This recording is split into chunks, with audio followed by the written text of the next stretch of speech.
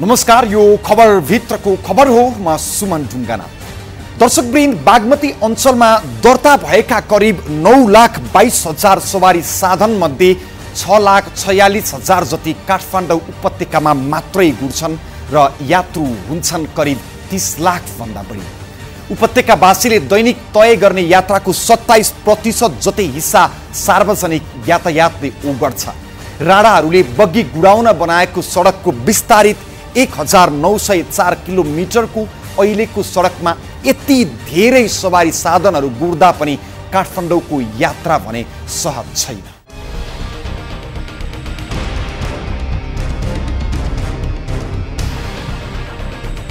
राजधानीमा गुड्ने अधिकांश सवारी साधनहरूले तोकेको भन्दा बढी भाडा जबरजस्ती उठाइराखेका छन्। मुख छाड्ने मतलब नभएर लड्नै आउँछ नि। तपाईँ ढोका बन्द गर्न मिल्दैन? ट्राफिक गर्दैन।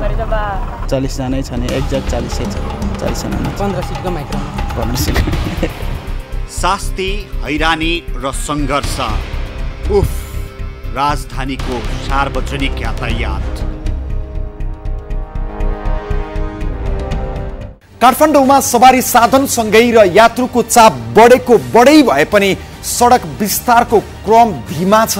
सडक र सवारी साधनको दुरावस्था तथा साना यात्रुवाहक सवारी साधनका कारण काठमाडौँको यात्रा निकै कष्टपूर्ण रहेको छ। अव्यवस्थित यात्राका कारण यात्रुले पाउने शास्तिको कुनै लेखाजोखा नै छैन।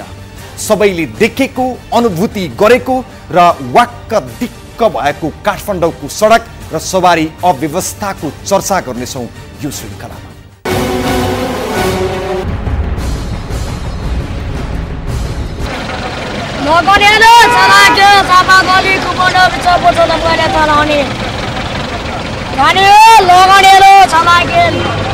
दर्शकवृन्द, यो दृश्य देशको राजधानी स्थित काठमाडौँ मल अगाडिको सडकको हो। तपाईँ यहाँबाट आफ्नो गन्तव्यमा जानु भएको छ भने तपाईँले यो पीडा भोगिसक्नु भएको होला। हुन त भनिरहनु पर्ने र तपाईँहरूलाई सोधिरहनु पर्ने अनि देखाइरहनु पर्ने पीडा होइन जस्तो लाग्छ यो। तर पनि यात्रुको यो शास्ति कहिल्यै पनि हट्दैन भनेर हामीले खबरदारी भने गर्नै पर्छ। यो ठाउँ मात्र होइन, राजधानीका मुख्य चोकमा सवारी साधन कुर्नेको ठुलो भिड हुन्छ। जब गाडी आउँछ अनि त्यसमा चढ्न तछाड मछाड चल्छ। केही बेरको सङ्घर्षपछि गाडीमा चढिन्छ अनि यस्तो लाग्छ कि ठुलै युद्ध जितियो। कस्तो छ यहाँको अवस्था? मान्छे झर्न पाएको छैन। चढ्नको लागि यहाँ तयार छन्। पैसा तिरेर पनि यात्रा गर्नको लागि यहाँ ठुलै युद्ध नै जित्नु पर्ने जस्तै यहाँ अवस्था छ। यात्रुको चाप अनि थोरै सवारी साधन जसका कारण हरेक दिनको नियति हो यो यात्रुहरूको। पीडा यति मात्रै कहाँ हो र? जब यात्रु गाडीभित्र पुग्छन् त्यहाँ क्षमताभन्दा बढी यात्रु राख्ने चलन, सिटको क्षमताभन्दा दोब्बर तेब्बर यात्रु राखेर कुद्छन् राजधानीका सार्वजनिक सवारी साधनहरू। हामी रिपोर्टिङको लागि यात्रुसँगै ती सार्वजनिक सवारी साधनमा यात्रा गर्दा एकछिन पनि यात्रा गर्न गाह्रो भयो। अब तपाईँ आफै भन्नुहोस्, कति शास्ति होला हरेक दिन यात्रा गर्ने यात्रुहरूलाई। यो माइक्रोको सिट सङ्ख्याको कुरा गर्ने हो भने 13 जना यसको सिट सङ्ख्या छ र यसमा 2 दर्जनभन्दा बढी यात्रुहरू छन्। यसरी सकी नसकी यात्रा गर्नुपर्छ देशको राजधानीमा सर्वसाधारण यात्रुहरू। ट्राफिक जाम, साना सवारी साधन, कोचाकोच गरी यात्रु राख्ने प्रवृत्ति जसका कारण सवारी दुर्घटनाको तथ्याङ्क पनि बढिरहेको छ। यसरी यात्रा गर्न बाध्य यात्रुहरूलाई हामीले प्रश्न गर्दा उनीहरू यो भन्छन् कि अब त बानी नै भइसक्यो हाम्रो। 12 जना खुबी भनेको छ, त्यसमाथि तपाईँले भनिहाल्नुभयो एउटा सिट निकालेको छ। 11 सिटमा 25 जना भनेपछि हालत तपाईँ आफै बुझ्नुहुन्छ। सर्वसाधारणलाई दुःखै छ। यस्तै शास्ति भोग्ने त हो नि सर्वसाधारणले त जहिले पनि। डिसेन्ट्रलाइजेसन हुनुपर्ने ठाउँमा सेन्ट्रलाइजेसन भएको ठाउँमा चाहिँ अभियसली यस्तो शास्ति त भोग्नै पर्छ। नर्मलै हो नेपाली जनता भएर। जति बढी यात्रु चढाउन सकियो उति बढी पैसा कमाउने लोभमा सवारी धनीहरू त्यसैमा लाग्छन्। राजधानीमा ठुला भन्दा पनि साना सार्वजनिक सवारी साधनहरू धेरै छन्। टेम्पो, माइक्रो बसमा 8 देखि 15 जनासम्मको सिट क्षमता हुन्छ, तर नियम कानुन कुनैको पनि प्रवाह नगरी मनपरी ढङ्गले 25 देखि 30 जनासम्म यात्रु चढाउने गर्छन् सवारी साधनहरूले। यो बारे प्रश्न गर्दा सवारी चालकहरू सिधै स्वीकार गरिदिन्छन् र भन्छन् चढ्नेहरू चढेपछि हाम्रो के को दोष, अनि फेरि भन्छन् ट्राफिकले पनि केही गर्दैन। 13 जना भनेछ। किन यति यात्रु राख्नु भयो? अब स्ट्याम्प भएर अब स्ट्याम्पमा गाडीहरू जाम छ बाटोमा, त्यही भएर अब अलिकति बिदा भए पनि अब यस्तो जाम छ बाटोमा, हेर न। अनि ट्राफिकले कारबाही गर्दैन? के कारबाही गर्न, अब सबैले कारबाही गर्ने भए भइहाल्थ्यो नि। नेपालमा 12 सिट। 12 सिटको है? कतिजना यात्रु कति छ यसमा? अहिले होला जस्ट 20-22 जना। कति होला? 20-22 जना होला। 20-22 जना है। तपाईँहरूलाई ट्राफिकले यति धेरै यात्रु राख्दाखेरि कारबाही गर्दैन? कारबाही गर्छ, अब ऊ यात्रु बोल्ने हो। तपाईँ र म कहीँ अब यहाँबाट यो भिरगुडी मण्डलबाट लयनफेल जानु छ, तपाईँ हेर्नु है। मसी अब 12 सिटमा कहिले पनि त तपाईँ सिट पर्ख्यो भने कहिले पाउँदैन। तपाईँ पनि सिट हुँदैन, म पनि सिट हुँदैन। तपाईँ र म झुन्डेर नआइकन त ठाउँमा पुगिँदैन। यात्रुले पाउने शास्ति यति मात्रै कहाँ हो र? सवारी चालक र सहचालकको अभद्र व्यवहार पनि उस्तै हुन्छ। रिपोर्टिङकै क्रममा एकजना सहचालकले त्यस्तै व्यवहार देखाए। क्यामेराकै सामुन्ने यस्तो अभद्र व्यवहार देखाउनेले यात्रुसँग झन् कस्तो व्यवहार देखाउला? राम्रै बोल्नु भन्दैछ, न झरेर जानुहोस्, मलाई म त्यस्तो मतलब छैन। किन होइन, गाडीभित्र यस्तो अफिस टाइममा प्याक आएको छ, तपाईँले के हात छोडेर तपाईँसँग बोल्नु? एकछिन यता सुन्नुहोस् न। हेलो, तपाईँ किन यस्तो बोल्नु? पब्लिक गाडी चलाउनुहुन्छ अनि यसरी बोल्न मिल्छ? होइन के, भित्रको मान्छेहरू पनि यता बाहिर ढकाल्दै तपाईँले यता आउनुहुन्छ। तपाईँ ढोका बन्द गर्न मिल्दैन? मिल्दैन, हजुर मिल्दैन। ढोका बन्द गर्न मिल्दैन? ट्राफिकले के गर्दैन? गर्दैन।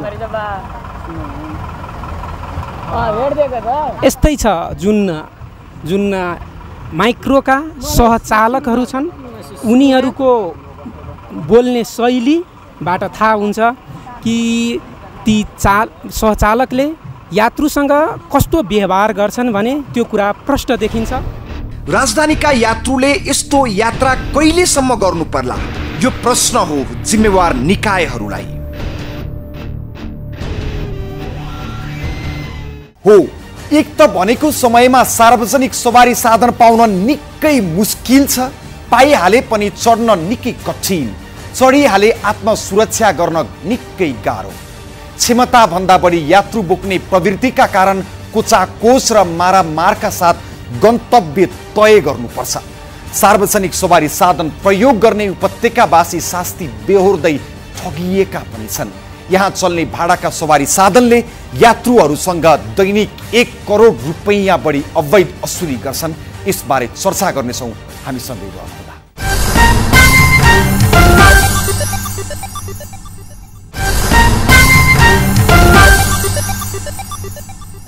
दर्शकवृन्द, सरकारले काठमाडौँ उपत्यकामा 4 किलोमिटर दूरीसम्मका लागि न्यूनतम 13 रुपैयाँ भाडा तोकेको छ, तर यातायात व्यवसायीले उठाइरहेका छन् 15 रुपैयाँ। यात्रु पनि खुरुखुरु तिरेर बाटो लाग्छन्। 2 रुपैयाँ फिर्ता माग्नेले किचकिच र दुर्व्यवहार सामना गर्नुपर्छ। त्यसैले 2 रुपैयाँका लागि के झगडा गर्नु भन्ने यात्रुको मानसिकताले ठगीलाई प्रोत्साहन गरिरहेको छ। काठमाडौँका सार्वजनिक यातायातले दैनिक रूपमा यात्रुलाई 1 करोड 10 लाख रुपैयाँ जति ठग्दा रहेछन्।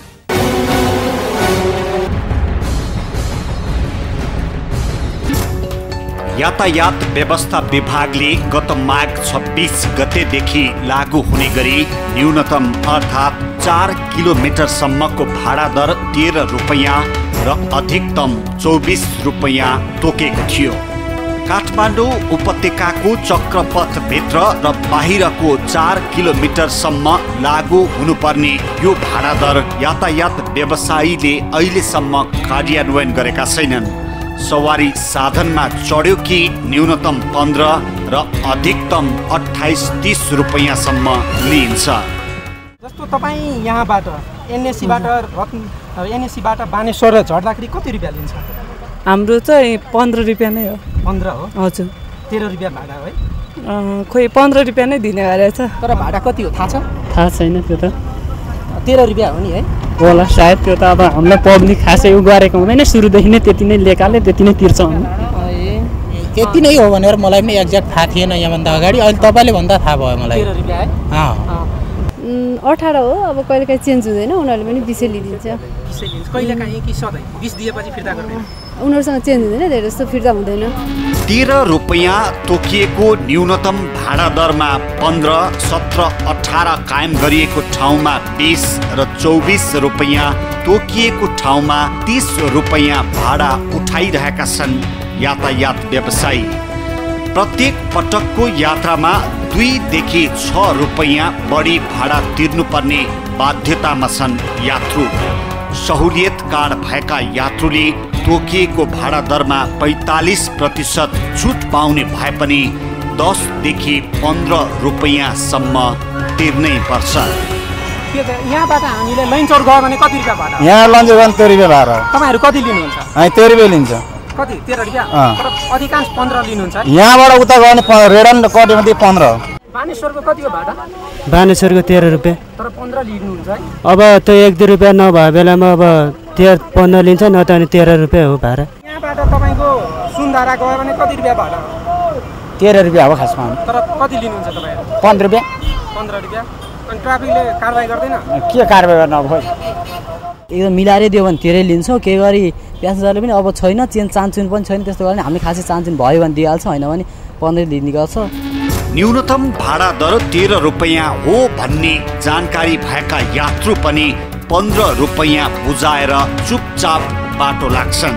केहीले फिर्ता मागिहाले सहचालक भाडा 15 रुपैयाँ नै हो भनेर जित्न खोज्छन्। 2 रुपैयाँका लागि के किचकिच गरेको भन्दै थर्काउँछन्, दुर्व्यवहार गर्छन्, चान्चुन छैन भनेर टकटकिन्छन्। भाडा 13 रुपियाँ हो, सिक्का नभएर अनि 15 रुपियाँ लिएको हो। अनि 2 जनाको त कति भयो? 25 हुन्छ। 25 हुन्छ तर तपाईँ 30 रुपियाँ लिनु भयो? हजुर। किन? सिक्का नभएर। सिक्का बोक्न झन्झटिलो मान्ने यात्रुको प्रवृत्तिले पनि यस्तो ठगीलाई प्रोत्साहन मिलिरहेको छ। सरकारले निर्धारण गरेको भाडा ल्याउ भन्दा उल्टै यात्रु तिरस्कृत हुनुपर्छ। काठमाडौँ उपत्यकामा चल्ने बस, माइक्रो र टेम्पो जस्ता 5000 जति सार्वजनिक सवारी साधनमा दैनिक करिब 30 लाख यात्रु ओहोर दोहोर गर्छन्। प्रत्येक यात्रुबाट न्यूनतम 2 रुपैयाँ बढी भाडा लिँदा दैनिक 60 लाख रुपैयाँ ठगी भइरहेको सोझो हिसाब आउँछ। कतिपयले 4-5 रुपैयाँसम्म बढी असुल्ने गरेका कारण यो अङ्क 1 करोड 10 लाख हाराहारीमा पुग्छ। सरकारले तोकेको भन्दा बढी भाडा असुल्नु अवैध मात्र होइन, सिधै ठगी हो। तर दैनिक 30 लाख हाराहारी मानिसबाट 1 करोड भन्दा बढी ठगिँदा पनि सम्बद्ध सरकारी निकाय ठगी न्यूनीकरणमा सक्रिय छैनन्। तर यात्रु नै सचेत हुँदा भने यसरी ठग्न सजिलो हुने छैन। तपाईँहरूको भाडा कति हो थाहा छ तपाईँ? 15 रुपियाँ। 15 रुपियाँ। 13 रुपियाँ होइन? खै अब थाहा 15 रुपियाँ लिन्छ कि? 15 लिन्छ है? किन तपाईँ 15 लिनुभयो? 13 रुपियाँ हो। 13 अनि 30 रुपियाँ लिनुभयो नि? उहाँले 30 रुपियाँ दिनु हो। अनि फिर्ता गर्नु पर्दैन? पर्छ। तपाईँ कति रुपियाँ भाडा तिर्नुभयो? 30 रुपियाँ। 2 जनाको? 13 रुपियाँ भाडा हो है? थाहा छ तपाईँलाई? म बाहिरको मान्छे हो। बाहिरको माग्नु त दिन्छ कि दिँदैन? 13 कति लिनुभयो? 13 दुना 26 रुपियाँ। कति दिनुभयो तपाईँ? अनि अहिले फिर्ता गर्नु पर्दैन तपाईँ? फिर्ता तिरेर पैसा भनेर चाहियो। फिर्ता गरिदिनुहोस्। गरिदिनु। 15। हजुर। अनि 13 रुपियाँ भाडा है? 2 रुपियाँ दिएन? दिएन। माग्नुहोस् न एकपल्ट के भन्छ? आउनुहोस् न एकपल्ट आउनुहोस् न। कति रुपियाँ भाडा लिनुभयो उहाँसँग? मैले 10 रुपियाँ कति रुपियाँ काट अन्त 15 काट। किन 15 लिनुभयो? 15 म 12 रुपियाँ त खास। हजुर? 13 रुपियाँ भाडा। अनि फिर्ता गरिदिनुहोस् न। यातायात क्षेत्रका व्यथिति सम्बोधन गर्न यातायात व्यवस्था विभागको संयोजकत्वमा केन्द्रीय अनुगमन समिति गठन भए पनि प्रभावकारी रूपमा नियमन नहुँदा यात्रुले न्यूनतम दूरीमा सरकारले तोकेको भन्दा बढी भाडा तिर्नु परिरहेको हो।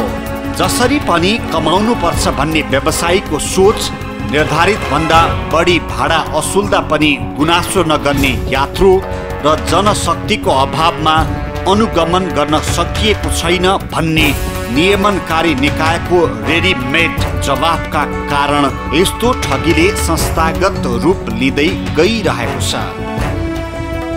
सकसपूर्ण यात्रा गर्दा पनि ठगिनु पर्ने नियतिमा छन् उपत्यकावासी। भाडा निर्धारण गर्ने सरकारी निकाय आफूले निर्धारण गरेको भाडा कार्यान्वयन भएको छ छैन भन्नेमा चासो दिँदैन। नियमन गर्नुपर्ने दायित्व बोकेको यातायात व्यवस्था विभाग चुप छ। ठग्न पल्किएका चालक सहचालक सकेसम्म 2 रुपैयाँ भए पनि फिर्ता दिनु नपरोस् भनेर यात्रुसँग जुत्ती खेल्छन्। प्रत्येक यात्रामा न्यूनतम 2 रुपैयाँ ठगिने यात्रुले कहाँ गएर गुनासो गरून्? सवारी व्यवस्थापनको जिम्मेवार लिएको यातायात व्यवस्था विभाग र ट्राफिक प्रहरी यसबारे के भन्छ देखाउनेछौँ विश्रामपछि।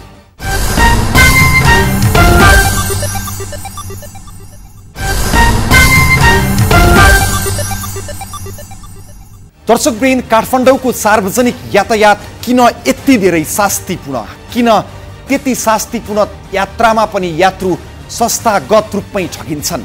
नियामक निकाय यो अवस्था र ठगीप्रति जानकार छैन र? भए सुधारका लागि के गर्दैछ? सर्वसाधारणको चासोमा यस्तै प्रश्न लिएर हामी यातायात व्यवस्था विभाग र महानगरीय ट्राफिक प्रहरी महाशाखा पुगेका छौँ।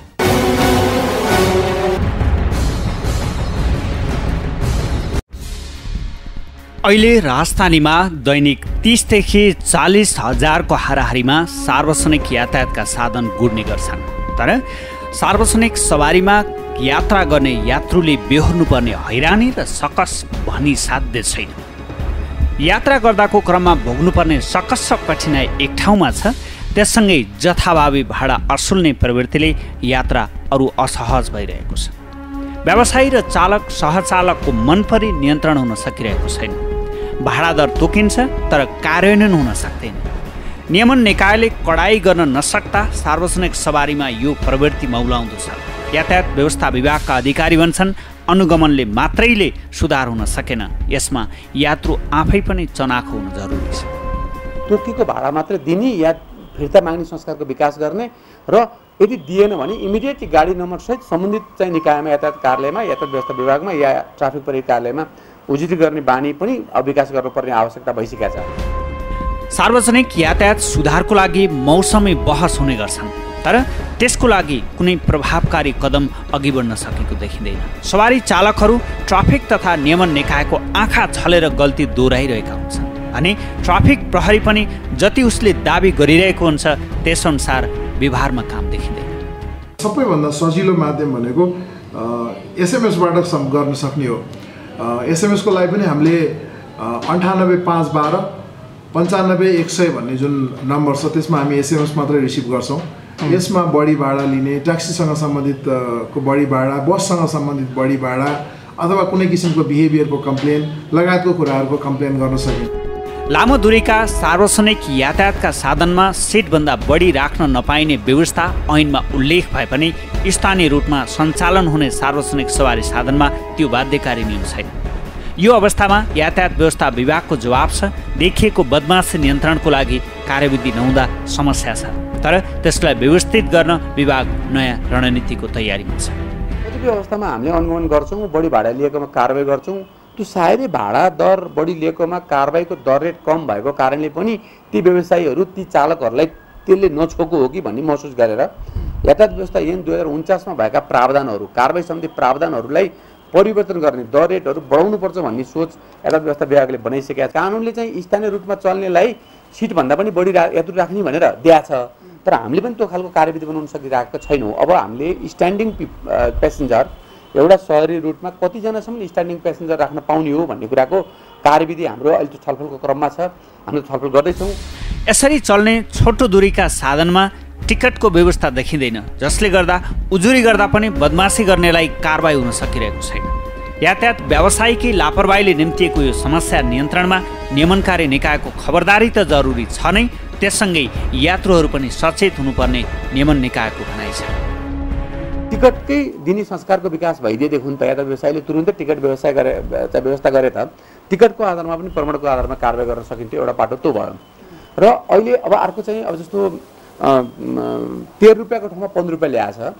यात्रु स्वयंले पनि जस्तो मैले तपाईँलाई अघिल्लो पटक पनि भनेको थिएँ, नागरिकले आफूले पनि कुनै ठाउँको लागि यात्रामा लाग्ने पैसा पनि चान्चुन व्यवस्था गरेर जानु सबभन्दा राम्रो। यदि छैन भने पनि कुनै कथामजिज कुनै अवस्थामा र अधिकारपूर्वक माग्नु पनि राम्रो, र त्यो यदि कसैले दिँदैन भने त्यसलाई कम्प्लेन पनि गर्नु पर्यो। कुरा राजधानीको मात्र होइन, देशैभरमा छोटो दूरीमा चल्ने सार्वजनिक यातायातका सवारी साधनमा हुने दादागिरी नियन्त्रण हुन सकेको छैन, जसले यात्रुको यात्रा असहज त छ नै, असुरक्षित र जोखिम पनि बढ्दो छ। यातायात व्यवसायी तथा कर्मचारीको मनपरी नियन्त्रण गर्न ट्राफिक व्यवस्थापन चुस्त हुन आवश्यक छ भने मौसमी अनुगमनमा निस्किने नियमनकारी निकाय भइरहेको ऐनलाई प्रभावकारी कार्यान्वयन र समयानुकूल थप गर्ने तथा लागू गर्ने कुरामा पनि चनाखो हुन आवश्यक छ। दर्शकवृन्द, काठमाडौँ उपत्यकामा सवारी साधनको भिडभाड छ, तर पनि ती अपुग छन्। ट्राफिक जाम छ, ट्राफिक नियम उल्लङ्घन व्यापक छ, पर्याप्त पार्किङ स्थल छैनन्, मोटरसाइकल बढी छन्, सडक सञ्जाल अपर्याप्त छ, सडक असुरक्षित छ, ठुलो सहर भएर पनि रात्रि सेवा छैन, यात्रु ठगिन्छन्। अहिलेको प्रमुख प्रश्न हो यो। यी समस्या समाधानका लागि के गर्नुपर्छ? यसका लागि सार्वजनिक यातायातको विकल्पको सही मूल्याङ्कन गरी उपयुक्त छनौट गर्नुपर्दछ। यहाँका केही सडक खण्ड चौडा बनाइएका छन्, तर यो मात्रै दीर्घकालीन समाधान होइन। दीर्घकालीन समाधानका लागि चौडा सडकका साथै उचित सार्वजनिक यातायातको विकास गरिनुपर्छ र त्यसका लागि आवश्यक छ दीर्घकालीन योजना। तत्कालका लागि भने काठमाडौँको मुख्य सडकमा 100 सङ्ख्याभन्दा बढी मानिस बोक्ने बस र फिडर रुटमा साना सवारी साधन चलाउन सकिन्छ। ठुलो क्षमता भएका बस चलाउँदा सडकको क्षेत्र कम ओगटिन्छ, ट्राफिक जाम कम हुन्छ, सडकमा कम सवारी साधन हुने बित्तिकै दुर्घटना पनि अवश्य कम हुन्छ र सबैभन्दा महत्त्वपूर्ण कुरा, यात्रुले अहिलेको जस्तो शास्ति खेप्नु पर्दैन। हवस् त, आजलाई यति। भोलि अर्को विषयका साथ उपस्थित हुनेछौँ। खबरभित्रको खबरको लागि हेर्दै रहनुहोला एबी न्युज टेलिभिजन।